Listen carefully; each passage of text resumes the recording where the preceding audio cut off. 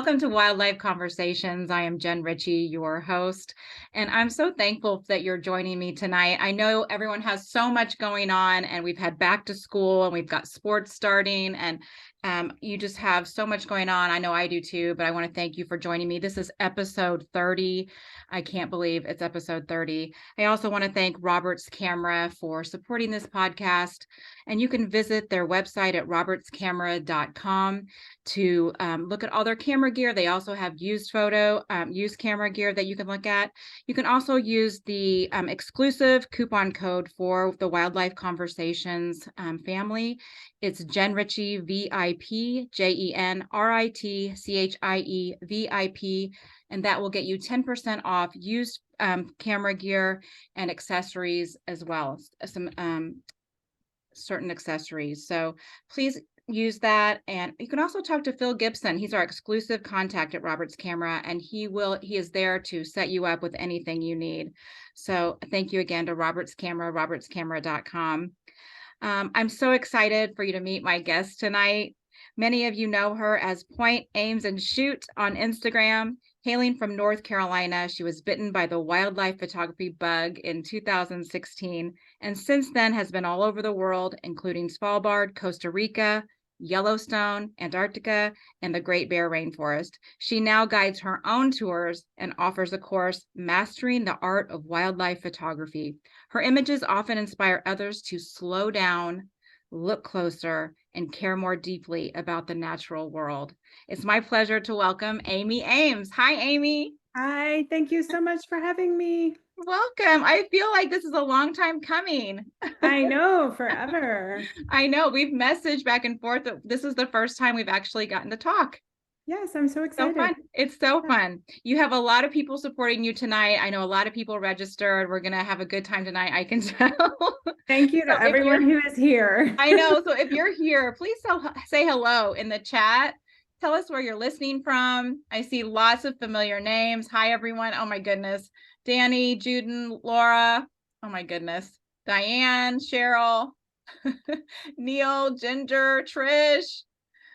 Thanks so much, everyone, for joining us. It means a lot. And we are going to get started. And if you're thinking of questions you want to ask Amy, you can put those in the question and answer box, and we'll get to those in a little while. So, Amy, we usually start at the very beginning of someone's journey. But in our little pre-interview, you stressed that it was important to continually learn, to always be learning, and you challenge yourself to learn something new every year. And that challenged me. I thought, oh, I need to do that. I need to probably write it down instead of just thinking it. I need to write it down and make it a goal. You said, I truly believe there's always more to learn and discover as a photographer. Can you share a little bit? How do you do that each year? And well, it's different every single year. So every year it's a different goal. So one year I decided that I turned 50 years old and I need to become a bird nerd. And I spent like a year studying birds and taking lessons from people and reading about stuff and going to new places. And that was last year. So, and then let's see, what else have I done? One year it was an editing thing. And really it's just something different every single year. This year I've decided that I want to work a little bit more on landscape. So I was a wildlife photographer first, which came much more naturally to me because it is a lot like people, and I started with people like you did. So I feel like wildlife has been a pretty easy transition to me from people, but landscape, you have to have a much different brain set for that. So I am not good at that yet. Yeah. And I've done a lot of workshops, but I'm kind of honing in back on that again this year and trying to get some more education on that. And I have a couple of workshops in mind. I am registered for one, but unfortunately it's going to be impacted by a schedule change that I just had, so I'm not going to be able to do it. But another in regards to that, also I am a drone photographer, but very, very low skill with the drone. So I remember you saying that this year. I think, was it when you went to Norway you got to do it? Yeah, I've done it in Norway a couple of times. I used it in Svalbard, which was great, but like I didn't know how to catch my own drone, and I had to learn how to do that because from a boat you have to catch it. And there's just so much to a drone that's so different than a camera and doesn't come naturally to me. So that's part of the whole process for this year too. So Well, I do notice that even looking back at your career, it's from for your wildlife career, you have really pursued things and like done workshops and done different things. And I mean, that was really impressive to me, all the places you've been already. I felt like I was kind of the opposite. I had to hone in on one or two areas and like really focus for a while and got a little Yeah. addicted to certain areas. But I Well, like I had that same addiction to start with. okay, I yeah, was very addicted to Jackson Hole when I first yeah, started. It was yeah, like I think the first year I did wildlife photography, I went there 5 times that year. So yeah, yeah. I think we all sort of have that love of that area. There's so Yeah, much to or see that and do like a there. spot that gets and it's really important, I think, when you're honing those skills to learn how you know each spot and how you're learning animal behavior. And there's something about that practice, whatever your Hmm. spot that speaks to you. Um, so I think also it's like sometimes you fall in love with the people and the town and all those kinds of Oh things yeah. too, and the comfort Yeah. of that. But that was Yeah. really impressive to me. And I just now have started like kind of branching out and trying in the last couple of years to see other places. And I just think that's so important. But Hmm. so what do you think you've learned most about yourself as you're trying these new things? I think that I can do hard things. I mean, Yeah. there's things sometimes that seem like the impossible, but I Yeah. mean, it's like you can do anything that you put your mind to, and Isn't that interesting? I yeah, think it's like yeah. once you can problem solve and pull it out from the big into small steps, it's like, Hmm. oh, I'm taking a small step and I did that. Check. I did this. Right. Check. And I'm on the Yes. plane. Check. I'm learning here when I get on the field. Check. Right, It's right. And once we amazing. start taking those steps, it just flows so naturally that Yeah, once you get one foot in front of the other, it works. I think so too. And it kind of shrinks the fear down into small steps too, maybe. Hmm. For me, it Yes. does. For Yes. me. Yeah. Well, you did editing. You said you just, like focus on different behaviors one year of animals. That's good. That's a good tip too. Yeah, yeah, that's definitely a good tip. Like learning the behavior of your subjects before you go on any kind of trip. I think the more you know about your subject that you're going to photograph, the more you can predict their behavior Yeah. and take a better photograph and tell a better story. So, Yeah. I try to do that really before any kind of new trip that I go on and learn, I was and going the to more share you, one of your bird nerd photos. yeah. I did the same thing. In 2020, I got so into birds. I Yeah. don't have the beautiful birds that you have in North Carolina and South Carolina. Well, so this is the Rosetta spoonbill, and they are very rarely in North Carolina. There are a Yeah. couple, actually, we have some right now, which is pretty rare, but Yeah. this is South Carolina, which is like it was like a 5 hour drive to the area, and Yeah. Yeah. that was my obsession last summer. It was sort of one of those years where I was still working last year and I really needed to try to stay close to home last summer. And Yeah. so I probably drove to South Carolina 25 times last Oh, summer, back wow. and Wow. forth up and down the highway, obsessed with these birds and Yes. Yes. learning the times of day that they were where they were and when they were feeding. And when they're feeding, they're not really great to photograph. And when they Mhm. were resting, when they were pruning and all the different locations they went to and where they were at sunrise and where they were at sunset and all of that sort of Yeah. helped come into play to a better photograph. So, Yeah. That's that learning the behavior and the location mhm. and all of that again. Yes. I every spring I always think because it's closer to me, like it's actually I could drive, 12 hours or whatever. And I always think I should just head over to the Carolinas. Go Yeah, that way. I should go that way. yeah, And yes, that's a totally. beautiful image. So beautiful. I don't have that Thank here you. for sure. Yeah, So you're based in North Carolina, like we said, yes. and you've had your hand in photography in some way for the last 14 to 15 years. Is that right? How did you start? Well, I started when my kids were born. My brother gifted me my first digital camera right after my Oh, first one was born, nice. and he's almost 25 years old. So I quickly realized that photography was very important to me with my kids. And after, so many sessions with like the most expensive photographer in town and eating macaroni and cheese in order to pay for those sessions, Yes. my husband was finally like, you really need to learn this skill yourself. So I got a better camera and then took online classes on clickandmoms.com, where so Hmm. many of us started, and Yep. took lots of online classes there and learned people. I started second shooting weddings because I could do them on the Hmm. weekends when he was, home with the kids, so we didn't have to do daycare. Yeah. And then I think my youngest was like maybe in first grade when I really felt like I needed to do a little more to support our family. Yeah. And I got a hospital job. So Pretty quickly, I became the manager of our newborn photography in the area. I worked for, or I still work for them actually, but just Mhm. pretty slightly now. But it's called Mhm. Bella Baby Photography. So I had three hospitals that I photographed, that I managed the photographers at, and it was really good because it allowed me to be flexible. And as I grew this business, I could still do that. My boss was amazing at letting me do stuff, and she would let me travel. And as long as I was doing my work on the road, then it was okay. That's nice. And it was a great job to have for a really long time. Yeah. Did you So, shoot the newborns yourself ever or? yeah, I did. I did. And I started as a photographer myself Yeah. too. Yeah. As I sort of grew in the position, I did more other stuff. Yeah. The managing. But Yeah. yeah, I mean, I do newborns, and I still occasionally fill in every once in a while for people. Yeah. And Yeah. um, Oh, how sweet. That is newborns very are a sweet. lot harder than bears, though. I can tell you that Yeah, much. I do not do babies and newborns. I just don't. I'm like, yeah, about 5 and up. That's good. Yes. Even though I have a lot of my own children and like love babies, it's just as very specific. Yeah. And Yeah. I am not good at it. Well, I can't really say that it's my best area of expertise for sure. So I somehow survived for a long time, though. Yeah, that's nice.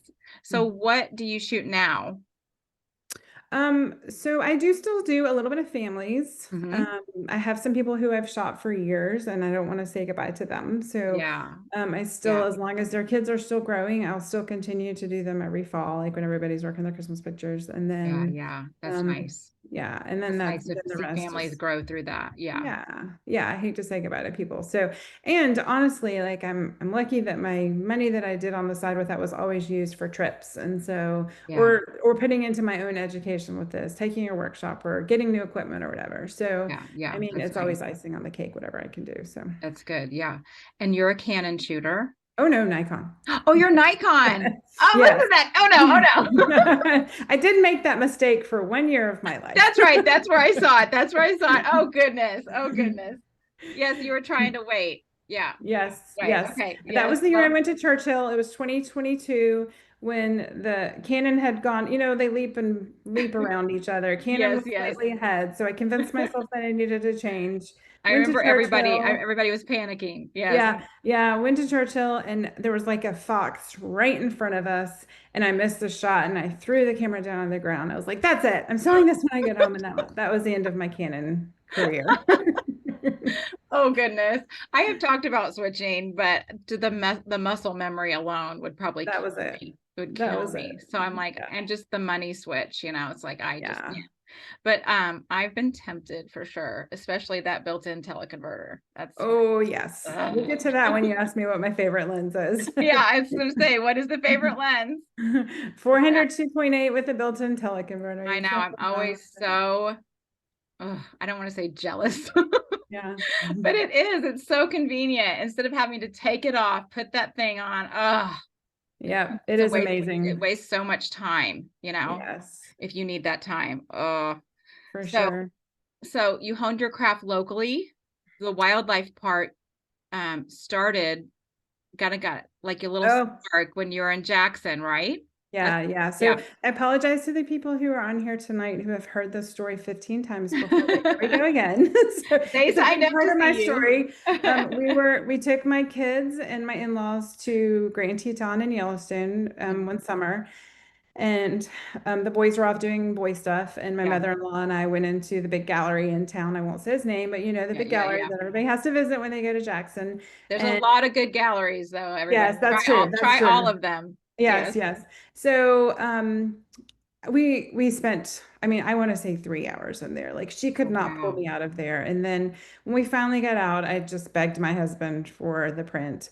And I wanted to buy one so badly. And he, Hmm. firmly said, absolutely not. I will Hmm. not buy one of his prints, but I will buy you the education to make your own prints like that. And you can do this That's yourself. And it was that's probably the best gift that he ever gave me because it's brought so much joy to my life. And so unfortunately, he sometimes regrets that decision. But so a couple months later, we had a rental house and a house, and we had like refinanced everything that day. It was when the market was really good, and I was sitting on the front porch that night, and across my Facebook screen comes a workshop that's coming available in Alaska with guess who? The same person who had whose gallery I was in, and I went That's inside, crazy. and of course it was only natural that I would go to this workshop, and so he agreed and let me go. And a couple months later, I had a new camera, a new tripod, new clothing to go to Oh Alaska, yes. Oh yes. new lens, new raincoats, new every single thing under the sun, teleconverter, bags,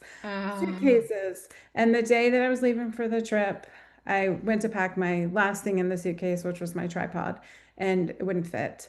And so, of course, I had to bring the tripod. So we had to make a trip to REI on the way to the airport. And as we're ready to do all this, his quote is, "I should have bought the print," except for there was some foul language in there with the so now anytime that I purchase anything that maybe I, should yeah, yeah, make excuses for, I should have bought yeah. the print. It's Should kind have of bought funny. that print. It's our joke, and now it's a joke amongst all the friends too and everything. So I apologize to those of you that have heard the story a million times, but But it totally makes sense. I love the encouragement and also your bravery to step out and do it what you love. I feel the same. Like there's something just like clicked and I had to yeah. do it. And like here I am in Indiana, but even though I'm here in the Midwest, you still have that.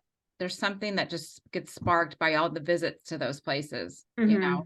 And I love that about you. And I'm so locally, do you get to hone your craft locally and practice? I know you said South Carolina, you did the birds and going back and forth, but you also have bears. Is that Yeah, right? we do. We're so lucky that Yeah. North Carolina has the largest population of black bears in the country. Yes, So, that's I nice. mean, it's just crazy, and it's at the Outer Banks, and it's Yeah. not always the easiest place to see them, but with some patience and perseverance, you can get to see them. This is one from, let's see, this was really early in the summer, late spring, Oh, that face. when cubs had just emerged. And this mom actually had two other cubs with her, but Mm, this particular photograph only has the one in it, but it was from a very long distance away. It's not always, you're driving on a dirt road. It's not a pristine environment like some of mhm, the places out west. But I mhm, do consider myself so lucky to be able to do this and practice at home. There's a lot of owls there. There's a mhm, lot of birds. mhm. There are the red wolves, which are the Oh, only yes. red I wolves do want are in to the see country. those.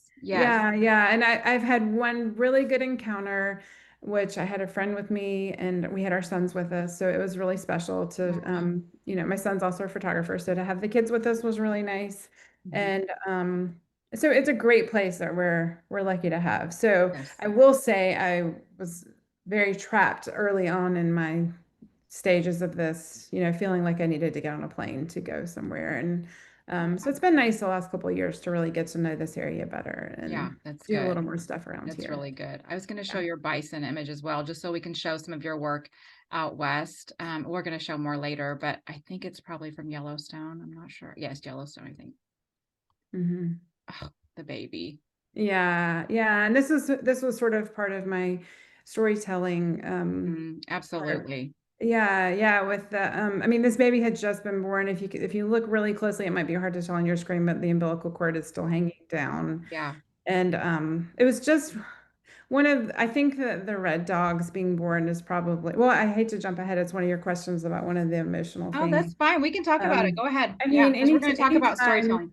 yeah, I mean, anytime that you are around, I mean, we watch these babies like fall out of their moms, and it was just such a crazy thing. The moms push them and get them up so quickly, and it was just a very magical experience. And I think this picture sort of with, it has the steam in it, and Mm, it's just a really cool thing to get to experience yes. the It's a things really that good happen. example of what to include in the frame to tell that story. Because Right. you have the steam, you have the baby, you have the other one keeping watch. It's Hmm. beautiful. You have that snow, so you know it's spring. Right. It's Right. beautiful. It's Yeah. really beautiful. Yeah, it's definitely it's easy to do storytelling in a place like Yellowstone. Yes, yes. And those red dogs. Oh. Yeah. Uh, so now you've transitioned mostly to full-time photography and full-time wildlife photography. Yeah. And how did you know it was time to make that step? How were you brave enough to make that step? It's not I think easy. it was sort of clear to me this summer or earlier in the year when I knew that this was one of those years where I was going to be gone, more than I was going to be home, and it just felt unfair to hang on to my job. So, Mm, funnily enough, I interviewed somebody who I was just hiring as a photographer, but she was going to come in from another area and was the manager there, and it just felt like a good fit, and yeah, everything sort of worked out, and I liked her, and so um, it just felt right. yeah, And I yeah, decided to take the leap, and I mean, it definitely was for the best. And I've seen a lot of growth this year with a lot of things, and so I know it was the right decision for me, as hard as it was to do it. When you stick with something for so long, it's yeah, hard to make that decision, but it yeah, definitely was it for the is. best. Yeah. And it just sounds like you listen to your gut too. Hmm. Yeah, Hmm. that's good. Yeah. I know we've talked a lot about it, how people are mostly doing this part-time or as a hobby and Hmm. trying to piece things together. So it's not easy. You have to sort of be brave to Right. keep creating, keep thinking new things, keep building, building, building. But you really are doing that. You have the mentoring, you have your workshops that you do and your Hmm. work. So, and we'll talk more about that too. But I love watching women and men be brave and Hmm. see how that works. It looks like your gut told you what to do and you're The gut doing worked. Yeah. it. Yeah. So I love how you've been to so many places, like I said before, like you've been to Antarctica. That's Hmm. that's crazy. I really want to do that. I love snow and like the white. So tell us a little bit about that. How did you decide on locations? And then how did you push yourself to get to know new locations? Do you have a process in that? I think that I like all Arctic places. I love snow. Yeah. That's probably the reason why I only go to Yellowstone in the winter now. There's no other time that you'll find me. Um, I love any place where there's snow, winter, and Antarctica was just one of those places where I always wanted to go. I was Yeah, obsessed with yeah, penguins, yeah. and it definitely exceeded all of my wildest expectations. Oh, Um, there was no disappointing part of that trip whatsoever. The penguins, I loved them every bit as much as I thought I would. Um, this was probably my favorite takeaway from the trip, and I think just because the mountains were so beautiful. I was mhm, mhm. prepared for the penguins, and I knew I would love them. I wasn't prepared for the beauty and everything else that was there also. So Yeah, the backdrop. Yeah, yeah, the being able maps. to combine those. I found myself on several circumstances where I would have the perfect backdrop and I wanted to just wait for Right. the subjects to come to it. I didn't include it with you, but there were a couple of other places that it was just so beautiful and there were penguins around that I just sort of hung out and waited for, Oh, the right moment to happen. And some it did and oh. some it didn't. But we were so lucky on that trip. Mm. My gosh, the last day we weren't able to leave on time because the Drake was having a storm, and so they dropped us in a bay, and we sat in zodiacs with whales all around us. And I saw that on your I Instagram. mean, Yeah. nothing will ever pass that experience that we had. I'll never look at whales the same way again. I'll never do a whale watching trip again. I took my son whale watching in Alaska this summer, and don't tell him, but it was super lame. And I mean, there's just nothing that will ever compare to that. So I think that You've already hit the bar. yeah, I mean the bar is so high now that, and I hear this amongst other people that were on that trip with me too. Like, how can you ever have anything like that? So I think those bucket list trips are so important for our soul when we do Yeah, this, absolutely. Absolutely. to Yeah. keep us going and keep us motivated. And I think you asked a little bit about how I prepared for it, but again, like any trip, just knowing about the wildlife. Unfortunately, the bird flu was pretty high when I took this trip, and so we weren't allowed to squat at all. And I am very much of a squatter in photography, and so that was very sad and Oh, that's too bad. So you couldn't definitely. get down low. No, because if we sat on the ground, we took the risk of carrying something from one place to another. So of course their safety is most important, but it was Yes. really hard and challenging to take the photos that I normally take because of that situation. Hmm, So hmm. now I need to go back when the bird flu is not so bad. So Yeah. Well, that is a good point though, that you work hard to get to a place, any place, and things can change once you get there. Something can be blocked off, something Mhm. can be off limits, something can be going on like the bird flu, and then you have to adapt. So that's a good Right, point. for But sure. I'm curious about the whales, like just imagining since I just got back from Vancouver Island, just imagining and seeing all the Svalbard pictures in the snow and just imagining the white and the snow and the sounds. I can't even Mhm. imagine what that was like, just hearing it that Mhm. close. Yeah, yeah, for sure. The walruses, the sounds in Mhm. Svalbard this summer, I Oh was not yeah. prepared for how much I was going to fall in love with the walruses and the noises that they made and Hmm. their Hmm. communication and That's all of so that was, cool. yeah, That's so yeah, cool. And you yeah. The said the way whale behavior was a little different there. in Is that where it was Svalbard, different? I can't remember where I was reading it in your Instagram. You were saying that the whale behavior was a little different. They didn't come up as much. Maybe it was Alaska. I can't remember. They didn't feed um, as high up. oh, that was in Antarctica. Okay, Yeah. yeah, that's what So I thought.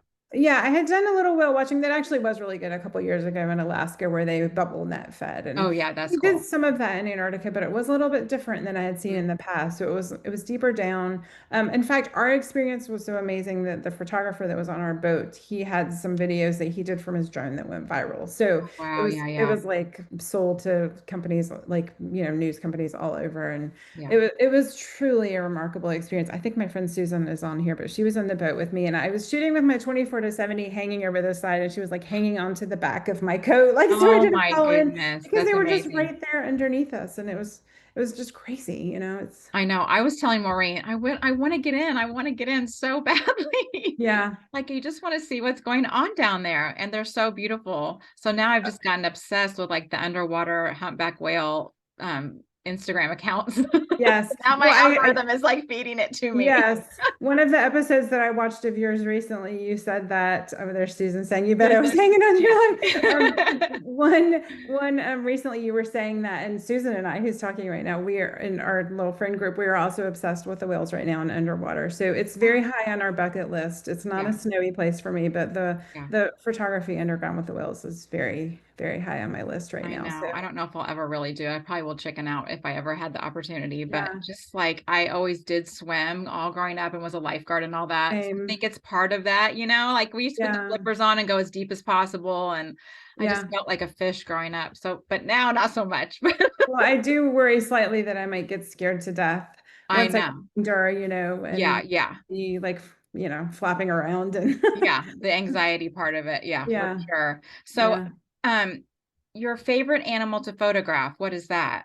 I always said bears until the walruses this summer. And Oh, I that's mean, so fun. talk about wanting to get in with them. I like begged to get in the water with the walruses, and it was very frowned upon. I couldn't figure out why, but apparently they're really unsafe in the water. So they didn't let me get in. But the walruses were so captivating to me. They so much personality. You Yeah. just felt like it was this little old man that just kept popping up around Yes. you. Yes.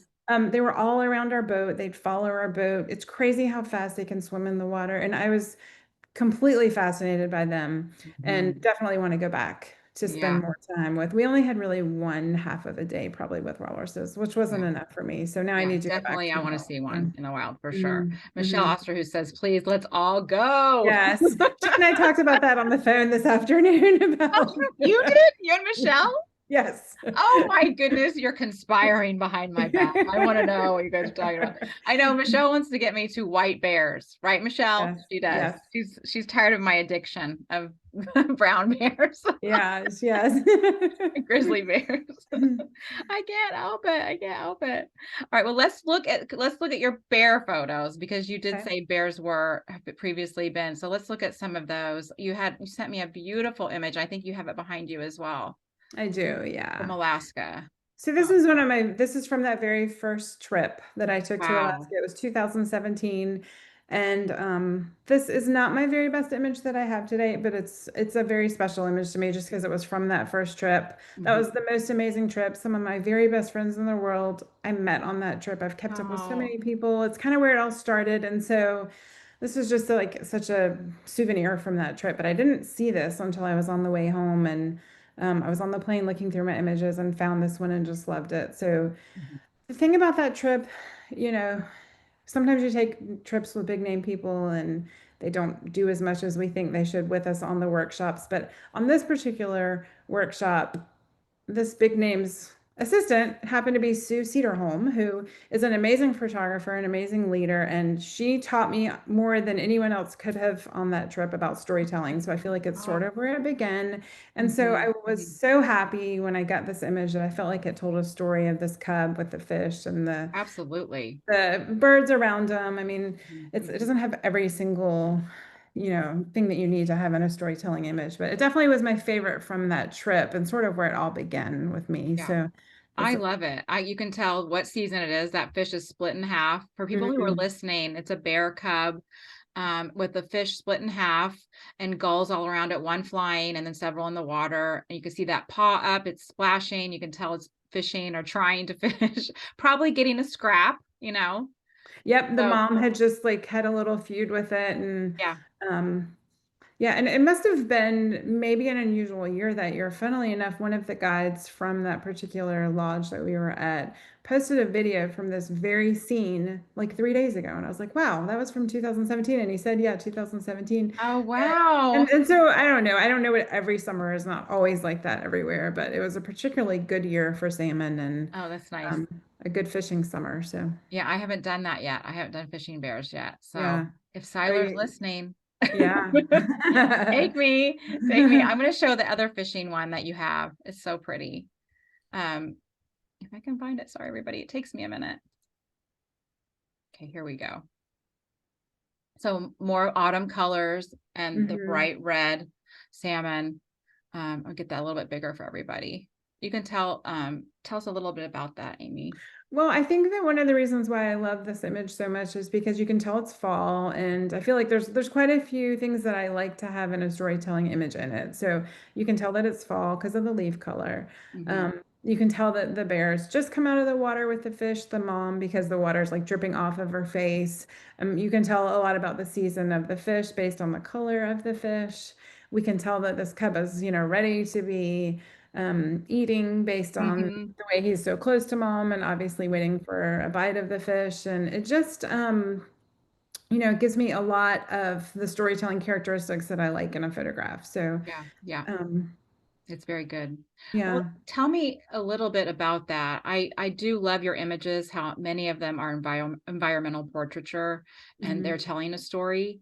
So tell us a little bit about what should we include in the frame if we want to tell a story in an image, one image. So, first off, one of my favorite, I love David Duchovny, and Mhm. one of his quotes is that he says is don't shoot what it looks like, but shoot what it feels like. So Yes. part of my storytelling is I like for people to evoke, I like for my image to evoke some type of emotion. Mhm. Um, for people who are looking at it. And when you can evoke emotion, then it sort of brings the viewer into the photo. And so anytime that you can do that, I feel like it's a little bit of a stronger story that you're telling. So Yes. so that's one thing that I wanted to say. The emotional impact is always a great way. Hmm. Um, Another way that you can bring people in is through body language of the wildlife. Hmm. So, maybe it's that a bear might look scared. Um, there's so many different ways through body language, paws up. We always want the paws up. Different ways of wildlife walking, those things are all important. So all of those can also impact your story. Environmentally, I like to show more than just the subject. So at that same particular bear location, I tried to not always shoot zoomed in with my 400, but also with my 24 to 70 when you have beautiful mountains around. It doesn't always work. I went to the same place this fall and it poured down rain for the solid whole time that I was there. So those environmental portraits really didn't Oh, work. that was this Um, past trip that you just got yeah. back from? Yeah, Yeah, yeah, yeah, yeah. yeah, So when I took my son on and we never took our rain gear off and it just poured down rain the entire time. So it yeah, was very much of a different type of, mostly all close photographs, but they can still tell story. I mean, you can see the yeah, rain in them. You can see yeah, the water dripping off. There's still stuff to tell. But I yeah, do think that anytime you can include more of your environment and get wider, that makes more of an impact, just to see the beauty around the wildlife and where they lived. yes, yes, Um, and I did like want to point out that when I do the wider things, I try to not shoot wide open. So if I have mountains in the right. background, like this particular location, I might want to shoot at like f8 to Yeah, f10. yeah, Another way is through unique perspectives or point of views. I always try to get low just Mhm. to have the animal's point of view. If Mhm. anybody who's taken my class with me knows that I am preaching all the time to get low, get low. It's probably the biggest thing that I harp on. I think narrative clues between the subjects can be good. So anytime you have interaction between any of the subjects that you're photographing, whether that be a mom and a cub or like the bison family, Mhm. even Mhm. though they were just walking in a line, it was clear that, the one in the front and the one in the back, they were walking with that baby, and that Yes, was yes, important. yes. And the last trait that I really try to look for is lighting and mood. So, um, our lighting's not always going to be perfect. Like this image, it was, maybe a little too bright, but, nice lighting. I love rim lighting. I love, I Mhm. can make full sun work like I did with those bears. That was full sun. A rainy day, you have the rain. Yes. But that lighting is really going to impact the mood that we have in our story. So So, true. um, Which also affects the feeling. Yeah. right, Yeah. right. And you can get different emotions from looking at different lights and images. So, Mhm. it's definitely important in Well, the those story were that you're so trying to good, Amy. tell. I hope people are taking notes because I'm gonna have to listen back again and like write all of that down. That was so good. We just got a tiny little micro mini master class, everybody, in storytelling, and that was really good. And do you ever rely on taking, like a journalistic approach, maybe 5 images, 3 to 5 images? Do you do that very I often? do. I think that every situation is different. And I think Mhm. you have a wolf photo of mine, I maybe. do. I do. That's probably a really good one. Patty, who's on here, Patty was with me this particular day. So, one of my Yellowstone trips 2 years ago, we had probably the most amazing day that I will Yeah. ever have in my whole This was wide all over life. last year, yes, and we were all envious sitting at Yes, home. yes. Yes, This wasn't this past year, but the winter before. So yes. we the snow coach that I was in, we were like the second one in the park that day, and we came upon a couple of wolves that Ugh, were in the road, and we got out and kind of tried to assess the situation. And across the river, we saw the whole entire Wapiti pack on the other side of the river and watched for an entire day of them basically torturing this poor bison here. yeah, yeah. That was very hard to watch. There were several times where we turned away and tears were shed, and but a very unusual situation, and something that I will never forget. Now I forget what your question was. Well, the storytelling of it and the like using more than Oh yeah, you one said image. multiple images. Yes. Yeah. So photojournalistic approach. I'm so sorry. No, it's So fine. um, that was a day where I knew how unusual it was. And well, most importantly, because of the fact that there was a river between us, we were allowed to be much closer than you generally can in Mm, Yellowstone. And so I knew that I wanted to do something photojournalistic style with this. So I took more of an approach like that to it. So definitely this image is a storytelling image, but there's so much more to this story than just this one image. And I yeah. think that this was one of those particular ones where you needed to see more in order to really see the whole story, and it told so much. So I Yes, did yes. video this day. I probably took 8,000 photos. Yeah. Um, it was crazy. And I Well, did it's a have chance of a lifetime and you know it Eh, in the oh moment. yeah. Yeah. Yeah, I mean, we knew it. We knew Yeah. that probably we would never see anything like that ever again in our whole Yeah. lifetime. To see the whole pack play together, and I mean, there were so many really crazy images, but this was towards the end of the day, and the bison was really very weak and tired Mhm. at this time, and he basically decided that they weren't going to take him down. He was going to take himself, and he went into the river and he drowned himself. Oh, And we yes. left shortly before he passed, which I'm probably glad I didn't see that because it was really gut wrenching. And came back the next day to see the scene the next day. Mhm. And I had an article for this in Mountain Journal that was published because I think I had so many images that did tell a story. So that was one of those situations where the more images that you have for the story, the better you can Yeah. tell your story. Yeah. And I had video to go along with it, which was fun and Yeah. Yeah. That was a just so tough much story that to day. watch, even from afar. Yeah. Oh yeah, But yeah. look at the tongues. Mhm. That I mean, alone. you just could envision in their heads, like we had one job to Mhm. do. Here he is going Mhm. out there, and they Yeah. probably didn't know, was he going to wash down the river? The wolves don't really like to get in the river in the wintertime. They can Yeah. freeze to death and die very quickly. And Yeah. so As it happened, once he died, he kind of floated up, and a ranger was there at night that Mhm. told us the next morning what happened. But he happened to land somewhere where there was like a rock, and so they Mhm. could get to him because he was shallow Yeah. enough. And so they did ultimately have their feast. But the tongues out in this picture was just really pretty crazy. Yeah, it is crazy. It's Yeah. beautiful. It's a beautiful image. And it is very tough. But as wildlife photographers, we do see those things Mhm. that are really tough. Yeah. Yeah, we do. So if you have questions for Amy, please put those in the question and answer. I see that we have some already, but I did have one ahead of time, Amy, Okay. and someone wanted to know about your ground pod.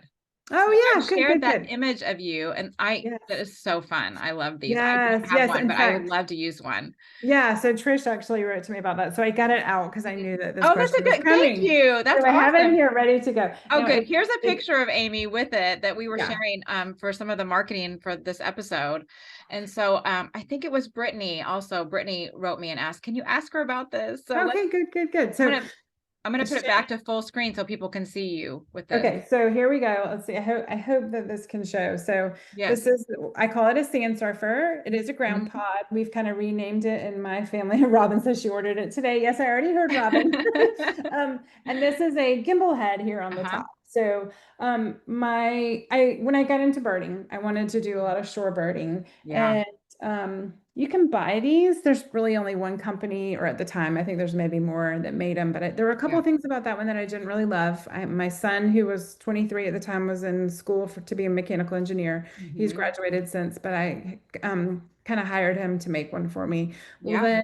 then, word kind of spread, and a couple of my friends bought one. And then I was like, well, hey, let's start an Etsy store. Now I talk Oh about it in my, my are you class. serious? Yeah, yeah. So he sells them all the time. So it's called Wild Lens Outfitters if anybody wants to order one. And it's my shameless plug for my son. That is so cool. If someone could put that in the chat for me, if you bought one, put the name of it in the chat Yeah, for Susan or people. Laura, you guys can put that in there. Yeah, it's hard for me Um, to type.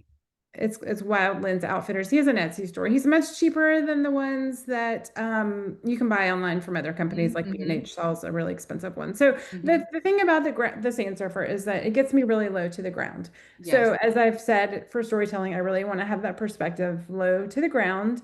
And so in order to do that, you want to keep your camera safe, down on the ground. So Yeah. Yeah.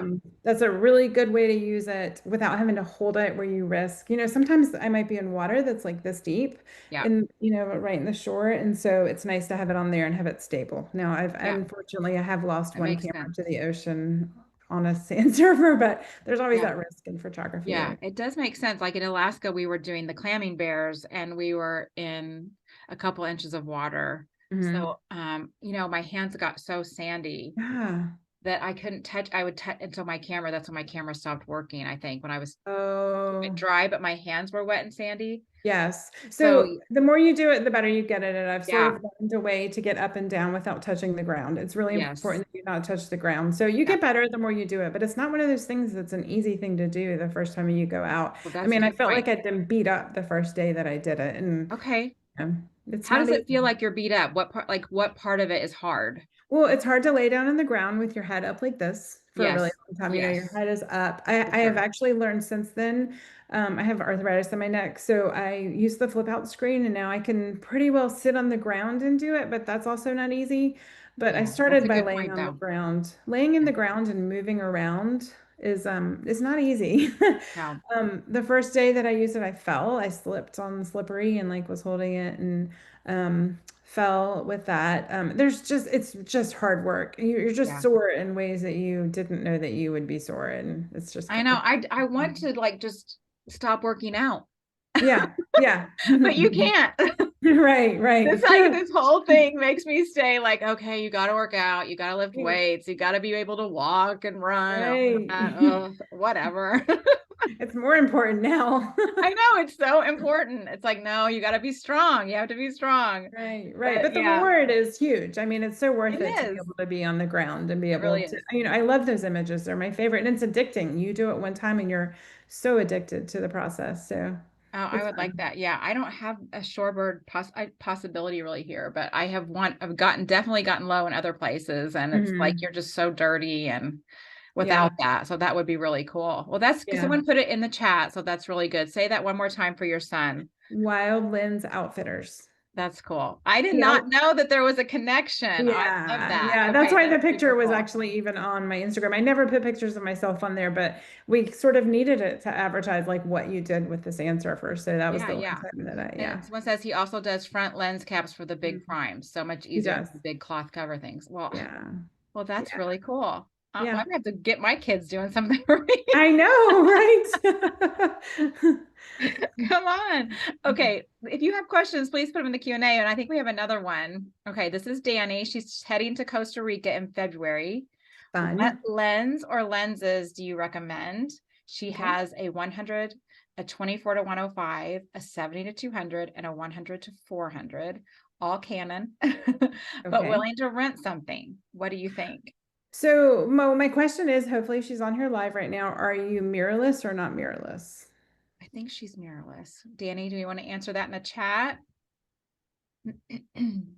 Mirrorless. Okay, great. So I would definitely recommend renting the Canon 100 to 300 with a 2x teleconverter on it. That's the lens that I'm jealous of. We talked about our jealousy of the teleconverter, the built-in teleconverters, but I'm jealous of that lens. I wish Nikon would come. I didn't realize that had a built-in teleconverter. It doesn't, but you can put a 2x on it. Oh, I see what you're saying. And it works really well with that 2x, and then you have a 2 to 600. So the thing about Costa Rica is you're often shooting in really dark places. If you're under the trees, it's raining often, so it can be really dark. And sometimes things can be as close as, my front door, even closer, but sometimes they're farther away. So that gives you 2 to 600, which is a really good range. And you're at, are you at f4, I think, with that, with the 2x on, or maybe you're at a little higher? Laura would know. She's on here now. She uses that. I have not been able to use that yet. I know someone just switched to that for Alaska. Got that 5.6. She says, okay, yeah. I mean, that's the thing that I wish Nikon would come out with. Yeah. So if she had another lens, that the ones that she owned, which one should she take? Definitely. I didn't ever really use my 24 to 70 there. 70 to 200 I did use. There were some times where things were really close. And honestly, I used my 400 really almost all the time for that. But there were times where the 400 was too long and I needed something shorter. And, when you're carrying the 400, you're not carrying a lot of other stuff. So, yeah, I felt that in Alaska this summer. It was almost too much. Yeah, and depending on where you're going, weight can be an issue in Costa Rica. Where I go, we go on a small plane and they do weigh, and you do have to have a small carry-on. So if you're limited, depending on where you're going, I'm not positive that you would use. I didn't use my 24 to 70 at all. So that just really depends. But other than that, 70 to 200 and 1 to 300 would be perfect. Yes. Oh, I should rent that too. That sounds so fun. Yeah. Oh, no weight limit, she says. Then put that 24 to 70 in there too. Yeah. So how was Svalbard? I know everyone was going at the same time, it felt like. It was crazy how many of us were there at the same time. I know. So a couple people who were on the boat with me are on here tonight, but it was funny because Trish was on there at the same time. Trish is here. My other 2 friends that were with me on my boat are here. So at one point I'm like, I think that's her boat, you guys. Like, you look at a map and you see other boats. I'm like, I think I know this girl. Well, I know her through Instagram, but she's on that boat over there. I love that. Yeah. And then Michelle was the week before. Yes. I was like waiting for everyone to get home. I was like, is everybody safe? No one has cell service. How's everybody doing? Yes. Yeah. Oh, Trish says she would have swum over to see you. If only. We could have walked along the ice with the polar bears. So how was that trip? Was it like chance of a lifetime, dream trip? I mean, definitely. I mean, again, no complaints whatsoever, except for it wasn't long enough. But I mean, I often say that. So really, we had such great luck. Lots of polar bears. We made it up to the pack ice, almost, all the way to the North Pole. The walruses were great. We saw, so many rare birds. We saw reindeer. We saw the Arctic foxes. I mean, I have zero complaints. We saw so much, and we're so lucky to have so many close encounters of stuff that was just amazing. Yeah, people need to check out your Instagram account for all that, because you have such beautiful images of all that, the foxes and that one close up of the polar bear that you have. I just was looking through your things again today. And it's just like you have to stop scrolling and go back because it's just Yeah. that beautiful face. That was just a Yeah. gorgeous Oh, portrait. yeah, yeah, A yeah. gorgeous portrait. Yeah, I mean, I know, and I know we love environmental. I do too, but Yeah. sometimes like some things just stop you in your tracks. That just kind of stopped me Right. today. That was Well, and beautiful. the thing about using, a wildlife lens in a situation like that, we were on a boat and sometimes they Hmm. get really close to you. Yeah. And sometimes, that's something that David Duchovny talks about is that if you are using one lens, then you have to make it work. And Yep. so if a bear gets too close to you, don't stop shooting just because your lens is too long. That's when you focus on the details. And so that's what I Right. did in that situation is then Yeah. and we were kind of all chatting about it too. Like I really wanted to I like those high key shots, Yeah. sometimes Yeah. it Me works, too. sometimes it doesn't, but I, Yeah. I knew I sort of wanted something like that. Yeah. Do So you that have a worked shot out. list with before you go on a trip? Do you make a shot list? Do I you? don't make an official shot list, but I always Yeah. have like goals, of stuff that I want Yeah. to work on. And there's Yeah. always stuff in the back of my mind that I know I want to get. And I'm guilty of scrolling through Instagram and, knowing that, oh, I want to get that or, I know. Yeah. It's hard to get all that out of your mind, you know. yeah, But yeah. I think sometimes I think I've kind of dropped away from that. I used to make like a list. And the Mhm. last year I haven't, and maybe I need to do that again. But or I kind of have at least one shot I know I want to get and hope and dream for, Yeah, like the dream thing to happen. But I feel like this year things happen so quickly for me, like some of the trips that I didn't even have time to think about, like what's my yeah, dream list or whatever. Just kind of went with open hands just to learn, yeah. and see whatever wherever it would take me. So sometimes that's fun too. Yes, for Yeah. sure. Yeah. So what is your favorite trip of all time? That's a What, toss up and then between also what trip do you love to lead the most? Um, well, that's hard, but I'm probably gonna say Yellowstone because I'm the most comfortable with that. Yeah, So, yeah. That it's looked my like a favorite. really fun trip last year. Watching Yeah. with your all your people. Yeah, I I always don't have want the to say most amazing students, your people. colleagues, Yeah, your clients.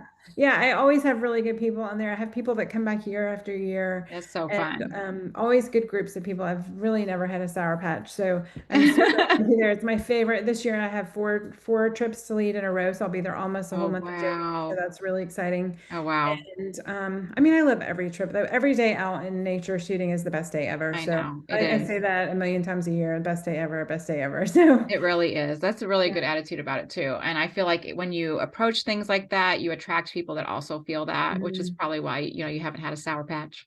Yeah, probably so. Because you're attracting all those people that are excited to be there too. I hope that's it. And what are you leading? Do you have more? What are you leading the rest of this year? Well, Costa Rica's new this year. I Okay. was lucky that I got invited down to a really cool place this year to scout out a trip. So Costa Rica will be new. Hmm. I am doing Salt Lake City, which I love, which I started last year and did it. I had just a really small group last year. It's my first year and doing that again this year. Yeah. And Maine this summer with my friend Laura, who's on here. Oh, So that's fun. we are doing puffins up in Maine and the Bold Hmm. Coast of Maine for the first time, so that'll be great. We scouted Hmm. that one this year. So I have a few like little feelers out for things. I want to say I'm sort of content right now. I don't want to do so much that it's not a good balance Yeah, of I want to travel for myself too. So I'm pretty that's content. true. Yeah. That's true. Saving time for personal projects and growth. Right. You've got your goal, so you have to have a Yes. personal Yes, yes, personal yes. project. So keep that. Can't forget about that. Well, we'll continue to take questions for Amy in the Q&A if you have them, but I'm going to start the speed round and Okay. see what happens. Ready. Okay, what's something in your camera bag that you can't do without?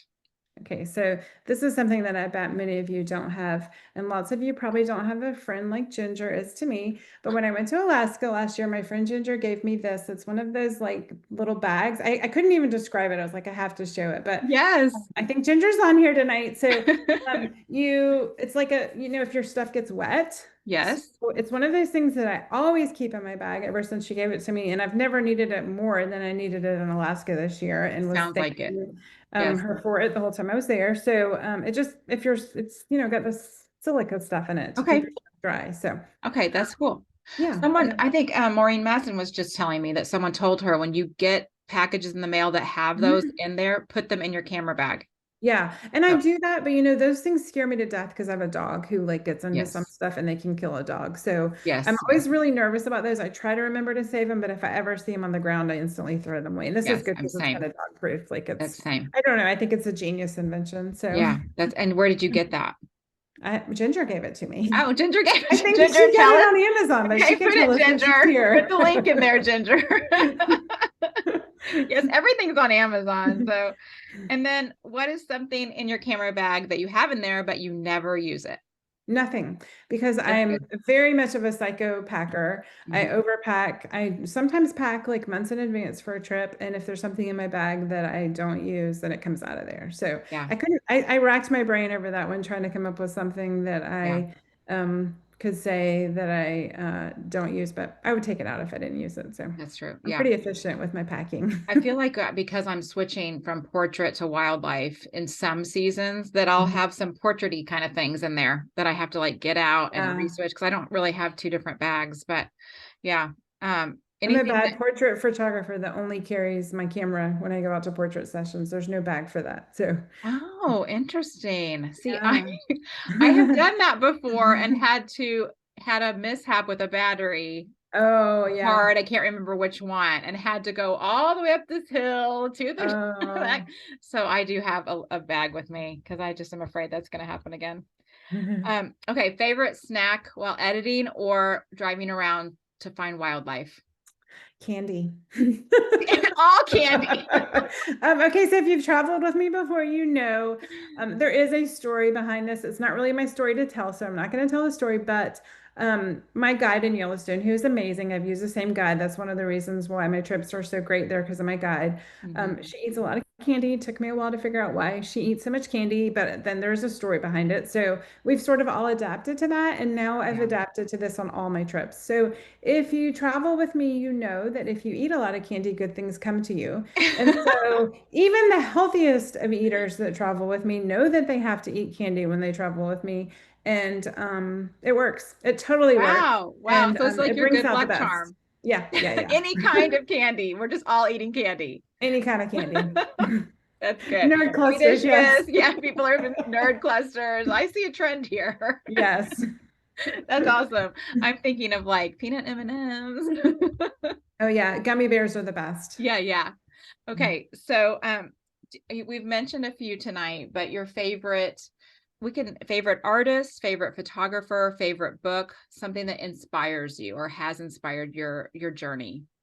I would definitely have to say David Duchovny. We spoke Yeah, about him a little bit before we started recording tonight, but yeah, he's just an amazing photographer. He's so unusual. I love all of his books. My favorite book is The Soul of the Camera. If you guys have not read this one before, I'm holding it up. Hopefully you can yes. see The it. soul of the camera. Um, Yeah, David it is an Duchovny. amazing book. And if I am having a down day about my photos or a down day about anything, there's always quotes in there that I love. I can Yes, open up that book and it's thumbed to like, he has just the most amazing quotes that always speak to me. And he really speaks my language. Some photographers are very technical. He's into the yeah, creative side. yeah, All of his books are about creativity and how to spark creativity. If you respond to his newsletter, he writes back to you. yes. He's just an amazing soul, and you've had him on here before. I have, And yes. I And I just think adore I him. think he's coming back too. So Oh, that'll be that's really good. great. Yeah, that'll be really good. I know Yeah. he is very generous and I feel the same way. I feel like he speaks the photography language for me. And I many times I know he has said this about all his following his readers that people will say, "You said exactly what I needed to hear today." But I think that's Yeah. really how we feel. Like Oh, it sometimes he'll is. say things even when he gets on an Instagram post and he'll say things. I'm like, "That's exactly what I needed to hear Yeah. today." It was so How did funny. he know that? I know a friend of mine is visiting Jackson for the very first time this week, and she called me in a panic on Saturday and she said, I'm getting ready to do the float down the river. What should I take with me for a lens? And I was Mhm. like, well, that really depends. But if you're only going to take one lens, take one, pick one and make it work, whether That's it be right. your That's 400 or right. your 72 or whatever. And then like an hour later, I got a newsletter from him. And I don't know if you read the newsletter, but it was all about making the lens that you have work and how, I mean, I was like, it's like he read my mind and sent out this newsletter that could not have been more That is perfect. so funny. That So I is had to so forward funny. it on to her. And this is our lesson that you always make work what you have with you. Yeah. Yeah. It's really good. I do have things in my head that he says. Mm, Yeah. Definitely. I told him we got to have coffee with him in Vancouver Island. It was so mm. nice of him. And I definitely told him like, you are the mentor you didn't know you were to me. Right. To so many people. Yeah, so many people, which is really nice. It has to feel Yeah. good. Yeah. Um, is there a moment in wildlife photography that made you laugh? So many. So many. Um, I was trying to narrow, I really thought long and hard about this one today. There's so many of them and so many of them that aren't even appropriate for the show. I travel with ladies, we're the sisterhood of the traveling camera bags, and we That's have had cute. some amazing moments of laughter in the wild. Yes. Probably the funniest one, always has to do with bathroom I was situations. gonna say, is this about bathrooms? The Great Bear Rainforest. I mean, I camped when I was a child. I camped when I was dating my husband, but I'm not really the best camper now. Like, let's Yeah, just say yeah, I'm not a camper at all. yeah. And so the trip to the Great Bear Rainforest was the first time that I really had to stretch myself. And my sister's on here. She's probably just dying at this because she's very outdoorsy. But we had to use nature's potty. And my friend Susan was with me, and we decided we were going to tackle our first time together. We have on like the waders, the boots, Oh all the yeah. stuff. And Oh, they send us up this hill where there's wolves and bears really close by. And that apparently down the hill they could hear us like giggling up there the whole time. But Susan went first, and I peed my pants while I was waiting for my turn because she was making me laugh so hard. And so I had wet waders for the rest of the day. So it's oh always a bathroom story. no. It's a lot to deal with. A It lot to deal is. with. And It's a I even on lot. the snow coach in Yellowstone, that's a lot to Yeah. deal with when you're so bundled up and then you're going in. Yeah. Yeah, I that's a mean, lot. I can handle a pot in the ground, Sure. though, like a hole in the ground in Sure. Yeah. Yellowstone. It's 30 below in the bathroom. That's totally fine. But Yeah. there's something Yeah. about squatting in waders. I it's It's not hard. It's ladylike, you really know? hard. That was hard in Alaska for sure. For Yeah. sure. Yeah. Well, let's see. We have a question here in the Q&A. It's from Laura. Just a comment. She says, I love that you tell the good and the bad. We all want the trophy shot and the happy things. I love that you honor the whole story, even if it's sad. Yeah. I like So, that. Yeah. well, how does that feel? Like, how do you deal with maybe going on a trip and it rains the whole time, or how do you keep the mindset when things don't go well or you don't get the shot? Well, I mean, we still got the shot. I mean, it was still an amazing time in nature. We still saw Yeah. bears. Yeah. Nothing's ever lost when you're out in nature. Like there's always something to photograph. There's always something to see. And I Yeah. mean, in this particular situation, my son, who's 24 years old, decided to go on a trip with me to Alaska. So I mean, I mean, what could that be alone. better? I mean, there's nothing to complain about there. So even though it Yeah. rained, you have to keep your attitude positive and no matter what, there's always something to photograph and Yeah. you know. Yeah, we had There's so just much rain in Alaska too, and I was just Yeah, like, I couldn't help it. I'm like, but I'm here. yeah, I could be yeah, home doing laundry. You know, yeah. I'm here. Yeah, I'm and the so five excited. times before that I went to Alaska, I don't think it's ever rained a single day. So maybe I was due Wow. some rain days, Yeah. and now Yeah. I have rainy bear photos. So that's something I've never I had know, it's before. really So, fun. And it challenges you to edit it differently and all that. It's right. really fun. Yeah, and different Yeah. mood and it's really And good. then I'll appreciate all the sunny days, that I go back when it's not raining because I it's know, cold yeah. and wet. Yeah, mine, I really was so spoiled from last year. And I was like, oh, I don't know why I need all this winter stuff. Why is all this winter stuff on the list? Like, Yeah. well, now I know. You Now I just never know. know. Yeah, yeah, yeah. Now I know. Let's see. Um, what wildlife photography experience most filled your soul or filled you emotionally? Which is probably so many, but So many, yeah. I mean, I think that what sticks out the most to me would be one of my early on experiences is in Yellowstone, where my terminology might be slightly off on this, but we saw what I like to call a bison funeral, where a wolf pack had come in. We were in Lamar Valley and killed a bison for a meal, and the wolves kind of left and allowed the bison family to come in and mourn. And I learned that night that this is a normal process in Yellowstone. It's normal with bison, and it was such human-like behavior, and just something I'd never seen before like that. And we don't always think about that with wildlife, that they have feelings like we do, and how awful it must be for them to lose family members. And it was just something that another one of those moments that I'll never forget. I mean, you've talked a lot about like the nursing baby bears and stuff like that, that all yeah. of that touches your soul. But I don't know, watching that funeral, I call it quite a funeral. I'm sure there's proper terminology for it, but Hmm. it was really just amazing to witness. Yeah, I did not know that about bison, so I learned Hmm. something new Hmm. for sure. I've Yeah. seen elephants do that, and it's so moving. Yeah. Not in Uh, person, but when you watch a documentary and they all come and yeah. touch the trunk Yeah. to the deceased elephant. Oh my goodness, it's like, Yeah. oh, Yeah, I mean, so moving. the process between the wolves and the bison, the wolves leave, they kind of hang out on the side and the family comes back in or the loved ones, and they're all sort of there and they gave them like an hour and then it was time and they rushed them all off and everybody left and that was the end. But Wow. it was just such a incredible thing to witness. Wow, that's amazing. I think I have a bison moment too, like that sticks in my head. And Maureen Matson and Jenny and Kelly, well, we were all kind of sad, but I was just standing out there and it was a lone bison coming down this long curved road in the northern range and nothing else around, and she's limping and taking Oh, forever, just taking forever, and I just couldn't help it. It was like just the oh, tears it's just heartbreaking. started. You just The know what's going to metaphor of happen. life, when you're limping along like that and there's Yeah. not a good ending to this story. No, She there's was still not. trying so hard and I couldn't help it. It was so moving. And there's so many Yeah. moments like that that Yeah. teach us so much about the world, about ourselves, about them. Yeah. That it's like so important to hold space for those things. And I felt silly crying, but then it's like, but it's No. okay. It's Yeah, okay. it's totally okay. And I Yeah. always say that really, there's never a place that I've been in the wild where nature is more evident right in your face than Yellowstone in the winter. Like you see like Hmm. cold hard facts in the winter there of what Yeah. it's like and how hard life is for them there. Like, Yeah. I mean, good grief, there's just really nowhere you can go and see that stuff. Yeah. And that was my first time there. I think it was just those kinds of things. They just kind of hit you, you know?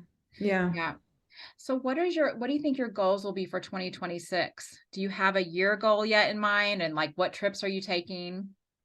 Well, we're sort of trying to kind of lay low in 26 compared to Oh, 2025. interesting. That's we'll see if it holds true, I but said that about this year, Amy. So, yeah. Yeah. We're trying. I am dragging my sisterhood to France in March to go see oh, flamingos in France. oh, They're wow. going whether they want to go or not. So that trip is not optional for. So that's one that I'm planning right now, and I'm in the researching phases of trying to figure all that out. So who knew that Mhm. there were flamingos in the south of France, and that that's one of the best places to see them in the world. So Had I'm no pretty idea. excited about that, Yeah, and let's see, Costa Rica is new next year. Other than that, I don't have anything new on the agenda for next year. So yeah, just everything that's already planned. So yeah. Do you have like your personal goal? Have you have that in mind, what that will be I for think work? that'll probably be the drone for 2026, like Yeah, working on the yeah, drone for that for yeah. I have not done that before. I'm super clumsy, so I just like have not tried that. But I probably should for my business photography as well, like doing businesses. And I know I've lost a job before because they needed a to drone use it. And yeah, with their I mean, corporate photos. there's a lot to it. And I don't think Yeah, I ever want to use it for business stuff. I want to just do it for fun. for fun. But the Yeah. perspectives, to be like when we were in Svalbard, to be able to show like the footprints of the polar bear Yeah. walking to our ship. Like that Yeah. was Yeah. really a pretty cool perspective. And, That's super cool. just for things like that where you can tell more of the whole story. Like I have one scene that I never would have gotten with my regular camera where all of the glaciers were, it would like really showed the melting from the higher Oh, perspective and the wow. brown Yes. that was going down into the water. And it just really touched home a little more than my regular camera was able to Yeah. see that perspective. You're telling the story. Yep, that's That's the right. theme. That's the theme, Amy. You're really good at it. And I'm so thankful that you shared all that with us and that you've shared your stories with us and your expertise. And I'm so thankful to get to meet you and know You you. too. And I hope we continue to figure out ways to talk and Oh, hopefully we see will each for other. sure. I know. I love this whole web that you're creating of women and that this all joining like different bridges of all these women. Like you're talking on the phone today with people and Yeah, it's just so Michelle fun. was funny. We talked today, but Michelle, I was at Schwabecker's Landing one year with this guy friend of mine, Yeah. and I started talking, and she said something about like, well, where are you from? And I said Raleigh, North Carolina, and she was like, do you know Jen Hadley? And like, sure Oh enough, yeah. like she was friends with a friend of mine, and here we said we met there, and then like it's just crazy the people that come together because Yeah. Yeah. different people, and Yep. That's where I met Michelle. That's where I met yeah, Michelle. Yeah. Yeah, Oh, and you're thanks. bringing all these people together. I love what you're doing, and I'm so Oh, proud thank of you. how many amazing people you've had on here. So, Oh, thank you so much. You're always so yeah. supportive and like telling me you're going to listen, and that means a lot. So thank you for Good. that. I love it. Good. I love seeing, I think that's why what drew me to you was like watching you lead and watching you how carefully and kindly you were leading people in Yellowstone. And I'm like, I want to know more about this person and about these trips, because it was just, you could tell that your groups were bonded, and you can tell how much people are supporting you now and how much they see your love of photography, your love of the wild, and that's contagious. So Oh, I good. appreciate that so Yeah, much. it's Yeah. really good. Well, tell Yeah. people where they can find you. What are the best ways to find you? I'm on Instagram at Point Ames and Shoot, Mm-hmm. and then Facebook, Amy Ames Photography, Mm-hmm. and my website is amyamesphotography.com. And they can buy prints there. Yeah, the prints kind of linked to my Etsy store. Okay, okay, that you have an Etsy store. Yeah, Okay, yeah, so and I am teaching my class on Women's Photography Circle. The class started yesterday, but it's not too yes, late to join if anybody's interested in joining, which has a lot of storytelling in it, plus a whole bunch of other stuff on there too. So, yes. And um, say the name of that again, for Mastering the Art of Wildlife Photography, right? it's on Women's Photography Circle Okay, website. so if you'd like to join that class with Amy, you still can. It started no, it started Yesterday, but it's not yesterday, too right? late to join. Yeah, Yeah, it's a kind of a self-paced weekly 4-week class. So yeah, yeah. So people can still join that and support you. And then they can also find more information about your tours and workshops and private mentoring if they would like to there. yep, it's all on the website. Oh, that's so good. Okay, so please do that. Check Amy's things out, buy a print, take a tour, follow Mhm. her on Instagrams, just support her, and continue to support all the women and men that we have on this podcast. It's become like a little family. So I love it. I love seeing everybody liking things and commenting, and just it means a lot. It does. We were talking about it before we got on, like how the community part of it is becoming Yeah. way more than the number part. So Yeah, oh, completely. Like yeah, Instagram is so much more than the likes you get on your photos. The people that, it's brought together are yeah. so great. It's so true. It's so true. And Yeah, it's a big stress relief to me too, not to even think about the numbers anymore. So, for sure. well, thank you so much, Amy. And Thank thank you you. everyone for joining. Everyone is saying thank you in the in Thank you the all. chat. You guys are so sweet. Great job. Oh, someone's already taking your class and saying they love it. That's Robin. That's That's great. Robin. Thank Yeah, you, that's so sweet. People Robin. are already taking it. There's more messages coming in, everyone. Thank you. Thank you.